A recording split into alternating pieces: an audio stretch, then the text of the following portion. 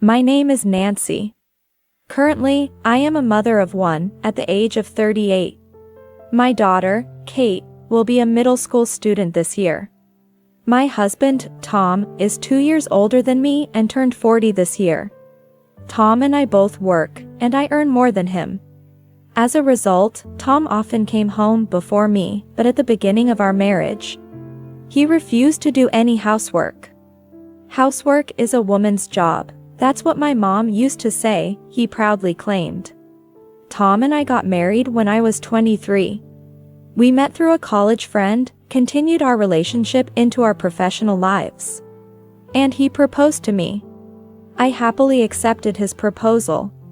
I thought our sweet newlywed life would begin, but every day, tired from work, housework awaited me. He wouldn't even put his own clothes in the washing machine. Seeing his clothes on the floor, I felt very tired. After finishing his meal, he would start watching TV, leaving his dishes on the table. He thinks I will pick up everything, his clothes and his dishes. This kind of life continued for 6 months after we got married. Then, I was well treated by my seniors at work, recognized for my abilities, and entrusted with a big project. Of course, I told Tom that I would be busier because of the project. He was happy for me, saying, "That's amazing to be trusted with such a task." But it didn't seem to make him want to do the housework. When I had to work overtime for a big project, he would message me, "Isn't my dinner ready? I'm still at work, so how can I prepare dinner?" I replied. To which he responded with a ridiculous message. "Can't you, as a housewife, prepare dinner in the morning or something?" I got irritated and ignored the message, focusing on my work. While I was working overtime, Tom sent me multiple messages. "Where's my dinner? If it's not ready, I'm going out to eat." Reply to me. I thought an adult male should be able to prepare his own meal. But it seems he doesn't think that way. When I finished overtime and returned home, he was not there. I made myself a simple stir-fry and had a late dinner. Then, Tom came home, reeking of alcohol. Seeing me eating dinner, he frowned. "You didn't make dinner for me, but you made some for yourself? Were you trying to spite me? I told you, didn't I? I was entrusted with a big project. So I'll be working overtime and will be busier than before. So why did you think your meal would be ready when you came home before me? As an adult male, you should be able to prepare your own food. But, you're the housewife." Housewife? What's that?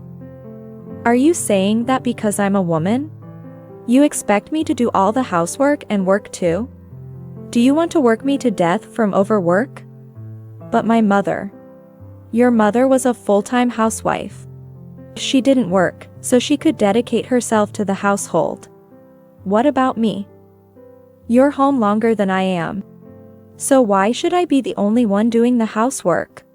Tom was at a loss for words. He tried to say something, but the only pathetic words that came out were, "but." I couldn't help but sigh in disbelief. Did you marry me to have a second mother? If you want someone to do all the laundry, meals, and cleaning, why don't you hire a maid? I won't do everything for you anymore. At my words, Tom turned pale.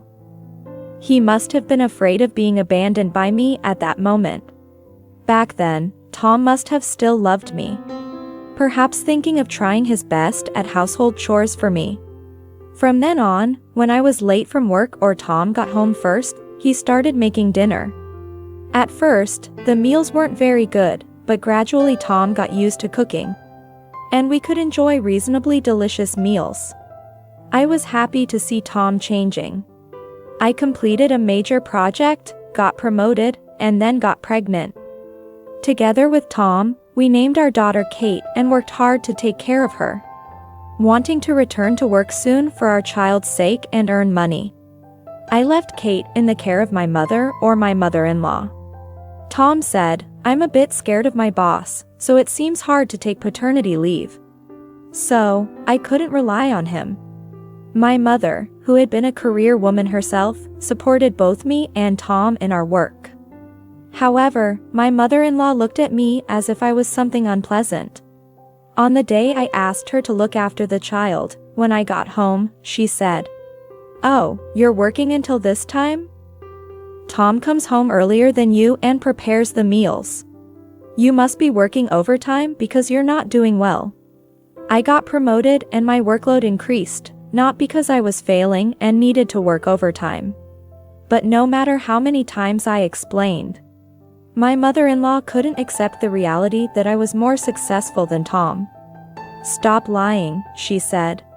"The world is made for men to be better at work. A woman's job is to take care of the home. And you can't even do that.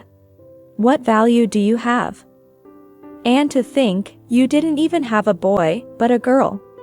She sighed, looking at Kate. I felt our adorable daughter was being denied just because she was a girl. After that, I no longer asked my mother-in-law to take care of my daughter. That was when it happened. My father passed away. My father, a wealthy man, always cared for me, Tom, and of course, our daughter Kate. He was the one who helped us financially for our wedding. He also threw a birthday party and gave presents to Kate every year. So, Tom, Kate, and I immediately went to my childhood home to say goodbye to my father. It seemed the separation from my father was shocking to my mother as well. And amidst my sadness, I thought to support her. After the funeral, Tom quickly said, "I have work," and went back home. I wished Tom could stay with us, but if it was work, there was nothing I could do. I spent a lot of time talking with my mother about my father. A month after my father's death, Tom became increasingly busy every day. He came home later than me, often deep in thought with thick documents in hand. When I asked him, "Did you get assigned a big project?" he replied, "Well, something like that." So, I had no doubts about him. However, unbeknownst to me, he was planning something unthinkable. It was 3 months after my father's death. Just as the pain in my heart started to fade and life began returning to normal, that it happened. Suddenly, on a holiday, my in-laws came to the apartment where Tom, Kate, and I lived. Huh? Tom's mom and dad? Did you say you were coming today? When I was confused, my mother-in-law, unusually cheerful, said, "We have something important to discuss today. If we had told you in advance, you would have gone out with Kate, wouldn't you? This is a discussion that can't happen without you, so we intentionally didn't tell you." No, if it was an important discussion, I would have attended. Apparently, they thought I would run away. Of course, if there was an important discussion, I would attend.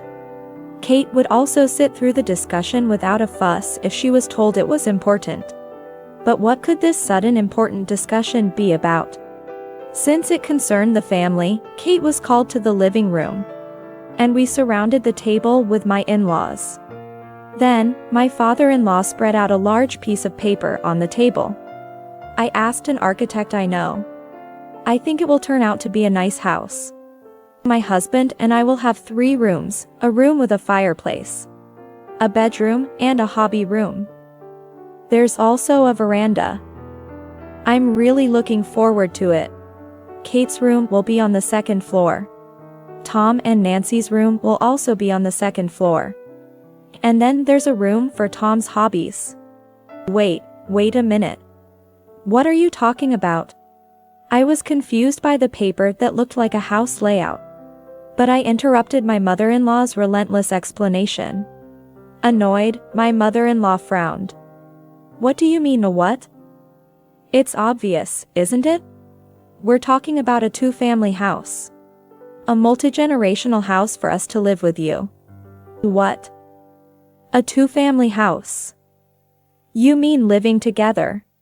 There had been little interaction before, and suddenly living together.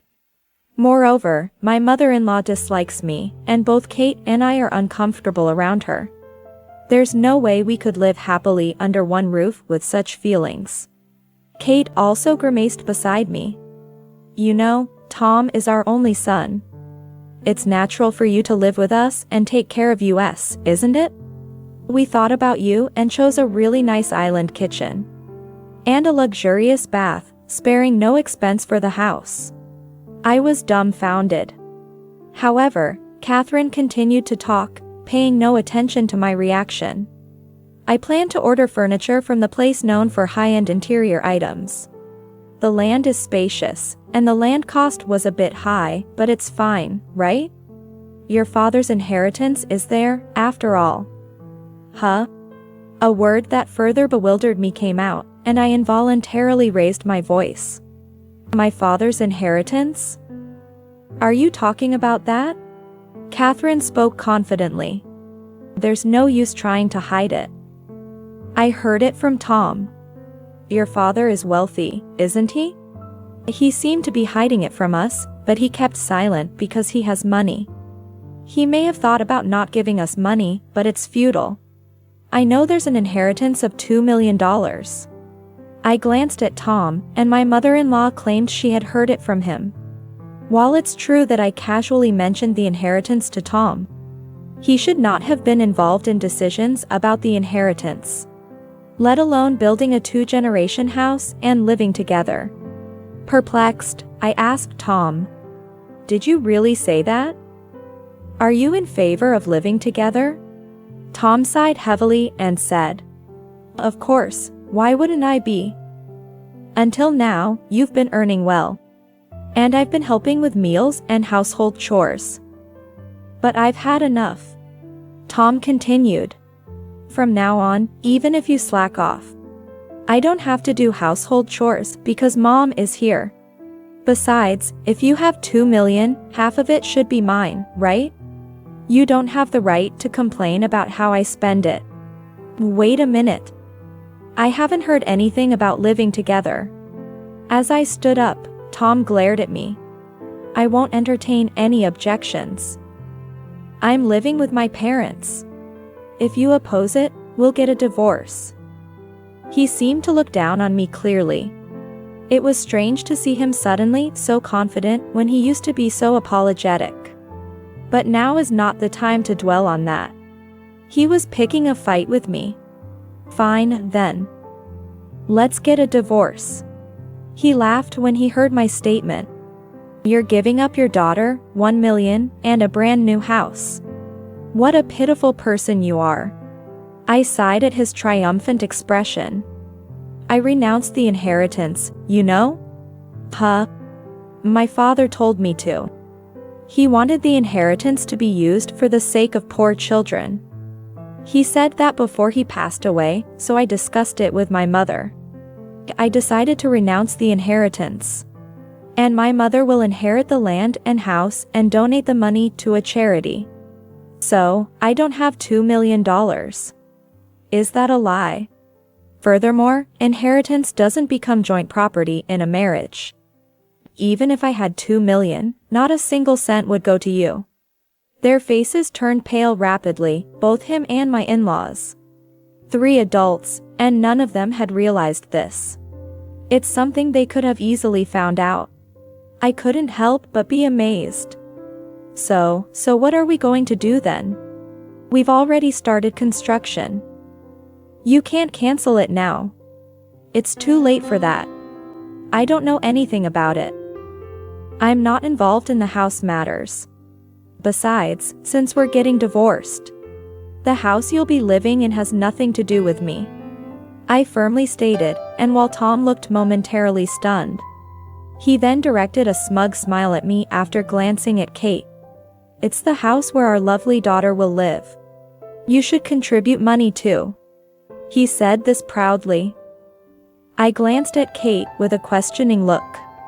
Kate shrugged her shoulders when our eyes met and then said directly to her father, "If Mom and Dad get divorced, I'll live with Mom. I won't live with Dad, Grandma, or Grandpa." Tom had been confident that Kate would want to stay with him, so he was taken aback by her words.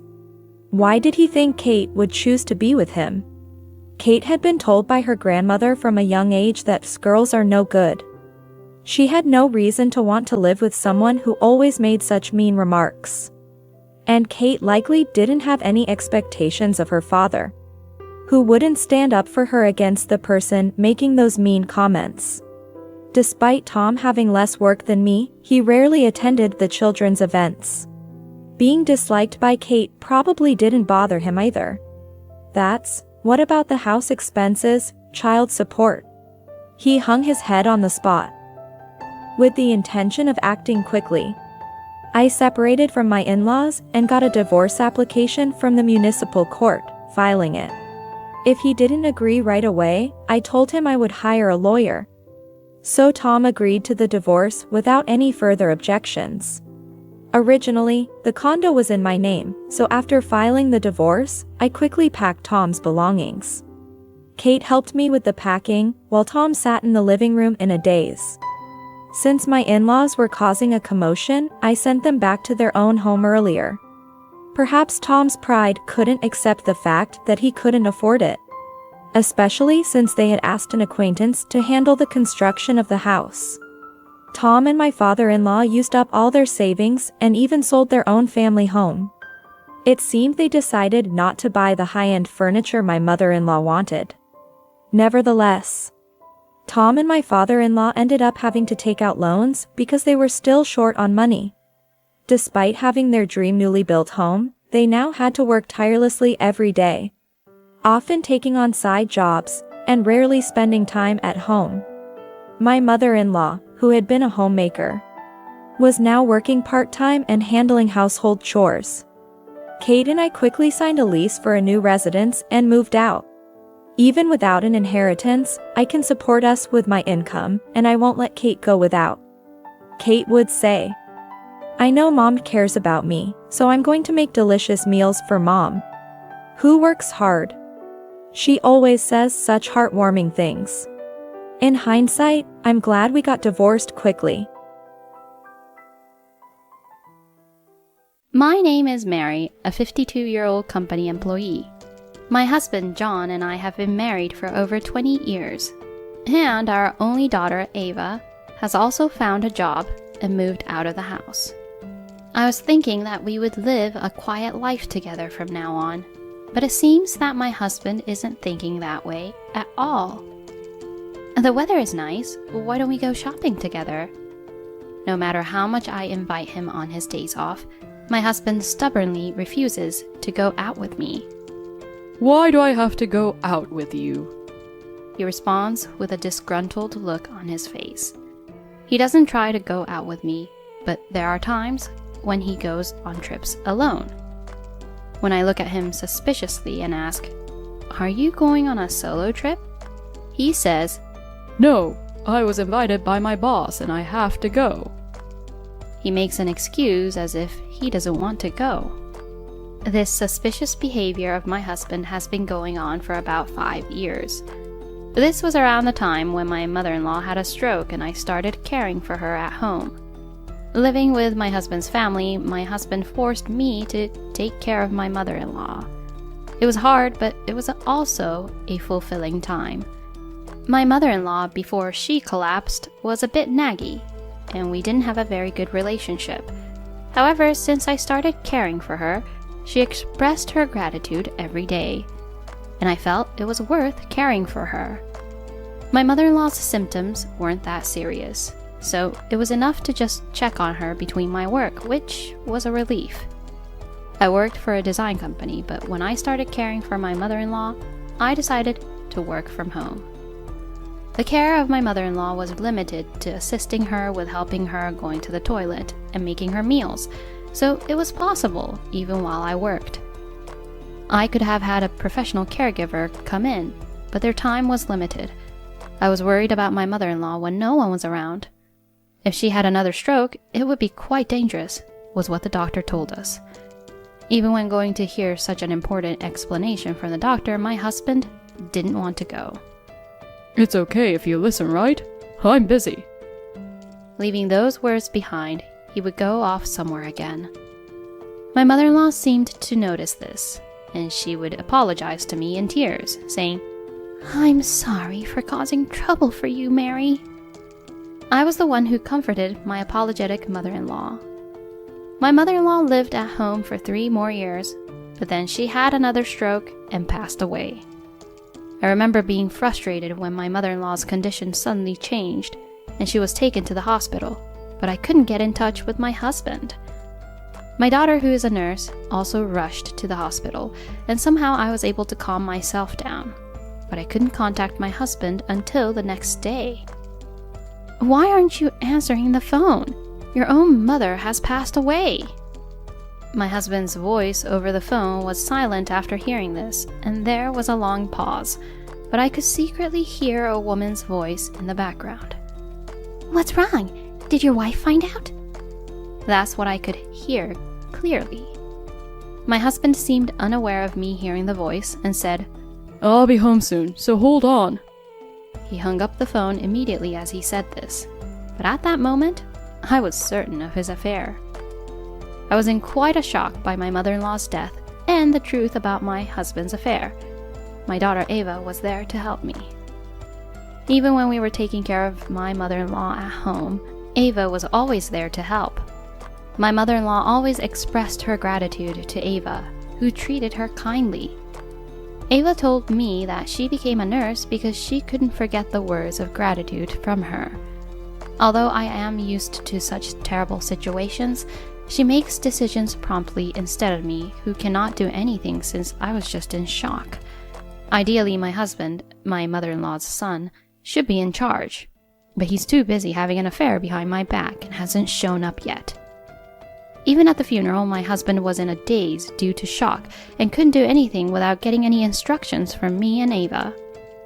However, when it was time to discuss my mother-in-law's inheritance, my husband was completely different and enthusiastic.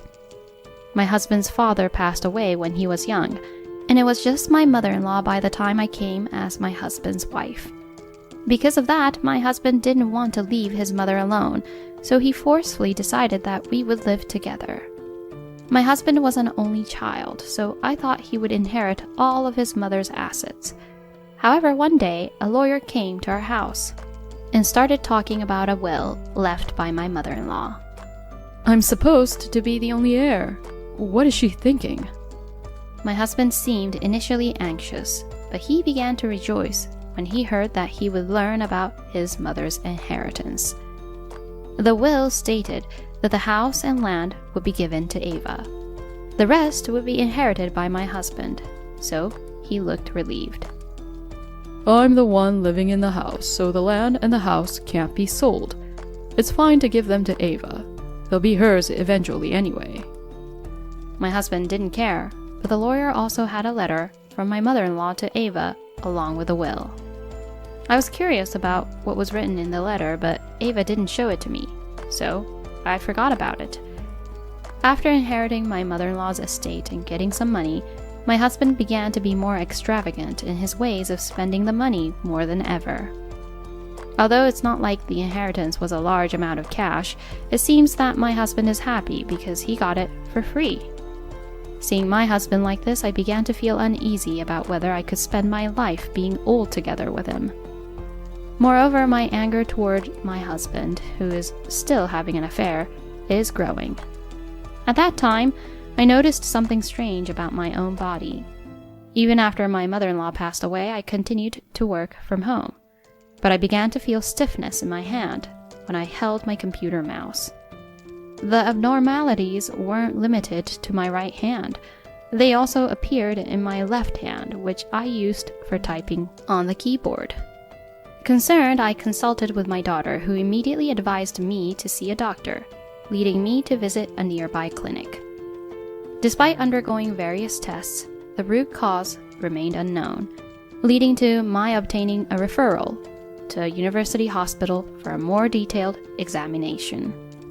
The doctor gave me complicated medical terms, but what I understood was that eventually my muscles would atrophy, leaving me bedridden. Seeing the serious expression on my medically knowledgeable daughter's face, I became acutely aware of the severity of my condition. Even if I'm bedridden, your father won't care to look after me, will he? Trying to lighten the mood, I joked with my daughter, who looked more serious than me, but she started talking while crying. "I'll take care of you for the rest of my life, Mom." My daughter's words were comforting, but to be honest, I couldn't really grasp the magnitude of what she was promising. If it were a diagnosis like cancer, I could prepare myself, but at present, it's just that my hands are stiff and there's no severe pain. I didn't understand the seriousness of my illness. However, the prospect of becoming bedridden was shocking. It's hard for me, but I also know from taking care of my mother-in-law that it's tough for the person who has to look after me. That night, the three of us ate together for the first time in a while, and my husband asked, Did something happen? Both of you are quiet, and it's rare for you to come home, Ava. After dinner, Ava intended to talk about my illness. "Dad, listen calmly." Despite seeing our serious expressions, my husband continued to joke. Dad's always serious. You know that, right? Seeing him like this, I was tempted to get hospitalized as soon as possible, leaving him behind. Mom has become seriously ill. She's fine now, but in the future she'll end up bedridden. My daughter's explanation didn't stop my husband from smiling and saying, She looks too energetic to be seriously ill. as he teased my situation. Since my mother-in-law passed away, he's been out enjoying himself all the time, and if Ava hadn't told him that there was an important conversation that we needed to talk about, he probably would have come home late at night. My hands are becoming less functional. At some point, I won't be able to make your meals. My husband, who was told off by me, replied with a smile. I'll take care of myself, so don't worry. It was clear to me that he was thinking of using my illness as an excuse to go to his mistress's place. "Dad, you need to take care of Mom." No matter how angry Ava was and tried to persuade him, it seemed to have no effect on my husband.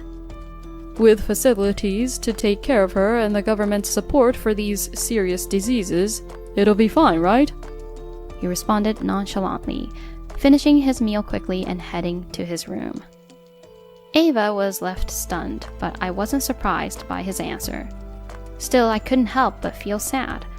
For a while, I managed to lead a normal life, but after about 2 months, I started to struggle with normal tasks, and I couldn't use the computer anymore. I had previously explained my situation to my company, but it was at this point that I decided to resign. Around this time, Ava, who had moved out, returned since she was concerned for me, and helped with the housework, allowing us to manage somehow. Ever since he learned about my disease, my husband began to go out even more, and we stopped seeing each other, despite living in the same house. One day he came home unusually early and said, I'll be going on a business trip overseas next week, so take care of things at home. It was surprising because he had never had a business trip to overseas before. It was clear he was planning to enjoy a vacation overseas with his mistress, leaving me, whose mobility was failing, at home. I was filled with rage. By this time, it was becoming difficult for me to speak clearly, and I was frustrated by my inability to articulate my feelings properly. Leaving a sick person behind to go on a vacation? What a luxury. It seemed Ava also doubted his story, calling it a vacation instead of a business trip, but he just laughed it off. What are you talking about? It's work. Work. Watching him panic was satisfying, but it didn't help with how angry I was with him. After insisting that it was a business trip and leaving, Ava started talking once he was gone. "Mom, starting today, you'll be moving into a care facility. I've arranged everything, so all you have to do is just sit and relax." I had noticed her packing and preparing for a move recently, but I had assumed it was for her to move in with me. I had heard her making arrangements over the phone, but I didn't realize it was for my care facility. The cost of moving into the facility was a concern. "Can we afford the facility? Is my retirement money enough?" Ava answered me with a laugh. "Leave it to me. Now let's go. We're not coming back here." The thought of never returning to this house made me sad, and I began to feel the severity of my illness even more. The facility I was admitted to was affiliated with the university hospital where Ava works, and they provided excellent care. I was still worried about the fee, so I asked Ava again. "I'm grateful for the care, but are we really okay with the money?" Ava chuckled before telling me the truth. "Don't worry, we sold our house, so we have quite a bit of money now." I finally understood the true meaning of my daughter's words when she said we wouldn't return here before leaving the house. We could not go back because the house and the land were sold. "Then where is your father going to go when he returns back?" Suddenly I began to worry about my husband, but Ava retorted with a grumpy expression. "What good is it to worry about that cheating man?" It seemed that even Ava knew about her own father's affair. "He must be on his overseas trip with his mistress. He'll panic when he gets back." It would be beyond his wildest dreams to realize how much his daughter despised him. Ava handed me a letter, and upon inspection I found out it was from her grandmother. "Grandma was really grateful to you for taking care of her. It seems she wanted to leave the house to you." It was written in her grandmother's letter, and she seemed to have intended to do the same in her will. However, she realized that my husband would probably oppose it, so she decided to leave it to Ava and asked in the letter that if I ever have any financial difficulties, it was there so that we could sell the house and land. Therefore, Ava did not show the letter to anyone. I was grateful to my mother-in-law, who had been thinking about what would happen after her death. In contrast, the pathetic nature of my husband became even more prominent. Being known by his daughter about the affair and losing his home, I was vaguely wondering what he would do next when Ava handed me a divorce certificate saying, "Mom, there's still something you need to do." With my barely movable hand, I managed to sign my name. The lawyer who brought the will also took care of the claim for damages, so it's all right now. In my mother-in-law's letter, even the fact about my ex-husband's affair was mentioned. She had also instructed Ava to consult a lawyer if anything happened. I had to respect my mother-in-law, who had seen everything. My husband, who had been on a long affair overseas trip, would probably be standing in front of his home upon return. Before he left for the trip, the house was there, but now it's completely demolished and has become an empty lot with a no trespassing sign. "Dad, have you returned to America?" Ava, the owner of the house, called my dumbfounded ex-husband. The house has been demolished. Is this some kind of a joke? In response to my ex-husband's question, Ava answered to him as if he was a stranger to her. "Your belongings are in the rental storage. Please pick them up later." My ex-husband didn't seem to understand the situation yet, saying, What? Where am I supposed to live today? and he finally started getting angry. But my daughter kept talking to him coldly. "You have your mistress's house, right? And when you have time, please come to our hospital. There are documents I need you to sign." After leaving those words and without hearing what he has to say, she hung up the phone. He only cared about himself and didn't ask a single word about me to his daughter. Later, when my husband showed up at the hospital where my daughter worked, she asked him to sign the divorce papers. Where's your mom now? It seemed that he finally remembered me, but she said, "You're getting a divorce, so it doesn't matter, right?" Even though he was told this coldly by Ava, he was happy to sign the paper. He thought he could sever ties with me, who's now suffering from a serious disease, and it seemed that things are all going the way he wanted it to happen. However, Ava has something to say. About the property division, I have asked a lawyer, so please hear the details from them. Hearing about the property division, the color of my husband's face changed suddenly. The property division? I can't pay any property division. To my flustered husband, my daughter threw back even colder words. I've been discussing to the lawyer on having it deducted from your salary, so you can rest easy. For my husband, the situation was far from reassuring, and he shouted out without thinking. My own daughter enjoys punishing her own father so much, huh? He lost his house, got demanded the property division from his daughter, and his voice, on the verge of tears, echoed in the large waiting room of the university hospital. My daughter answered honestly while laughing. It's fun. I've never thought of you as a father. You were just happily having affairs while everyone was having a hard time, including that time with Grandma and what Mom is going through now. My daughter spoke in a voice loud enough for patients and other hospital staff to hear, so my husband looked down and couldn't say anything back. He was told outright that he was having an affair in public, declared by his daughter that he was not thought of as a father, and he left the hospital with his head down as if to escape the scene. Thanks to my daughter, everything went well, but this time I was asked a favor by my daughter. Actually, I have someone I want to marry. Can I introduce him now? As I nodded slowly, a man dressed the same as my daughter came in. He was my daughter's colleague, working as a nurse, and 2 years older than her. I'd like to have a wedding as soon as possible, but are you okay with your health, Mom? Around this time, it was hard for me to speak, and I nodded heavily.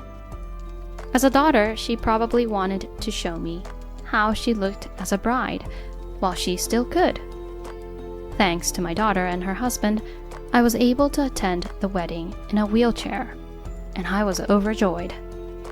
I never thought that I could attend my daughter's wedding when I entered the facility.